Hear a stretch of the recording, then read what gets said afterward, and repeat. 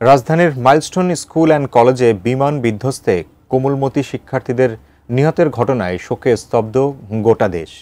এই ঘটনায় জনমনে দেখা দিয়েছে নানা প্রশ্ন উঠছে, ঢাকার মতো ঘন জনবসতিপূর্ণ এলাকার আকাশে প্রশিক্ষণ বিমান উড়ানো কতটা যৌক্তিক?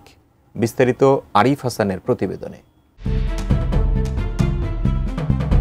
সোমবার রাজধানীর উত্তরা মাইলস্টোন স্কুল অ্যান্ড কলেজে ঘটে যাওয়া বিমান দুর্ঘটনায় স্তব্ধ হয়ে গেছে গোটা দেশ।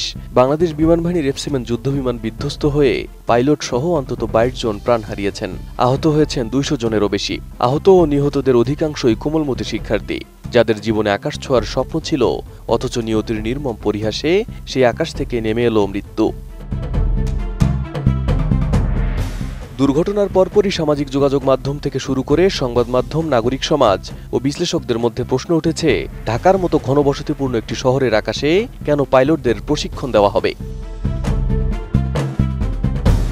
ঢাকা শহর বিশ্বের অন্যতম ঘনবসতিপূর্ণ নগরী। এখানে প্রতি বর্গ কিলোমিটারে বসবাস করে 44,500-রও অধিক মানুষ।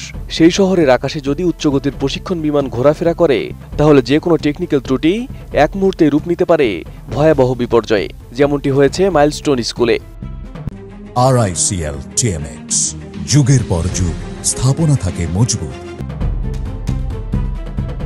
বিমান বাহিনীর F-7 টাইপের জেট বিমানে সাধারণত high speed air robotic training, দ্রুত এবং উঁচু থেকে নামা ওঠার মহড়া চলে। এমন একটি ফ্লাইট পাথ যদি আবাসিক এলাকায় হয়, তার সম্ভাব্য দুর্ঘটনা ভয়াবহ হওয়াটাই স্বাভাবিক বলে মনে করছেন বিশ্লেষকরা। আন্তর্জাতিক প্রশিক্ষণ বিমান পরিচালনার জন্য কিছু নির্দিষ্ট নীতিমালা রয়েছে। ইন্টারন্যাশনাল সিভিল এভিয়েশন অর্গানাইজেশন এবং US এয়ারফোর্স EICU জেট প্রোগ্রামের মতে প্রশিক্ষণ বিমান পরিচালনা করতে হয় লো পপুলেশন জোনস বা জনবিরল এলাকায়, যেখানে নয়েজ কন্ট্রোল সীমা 65 ডেসিবেল DN এর নিচে থাকে।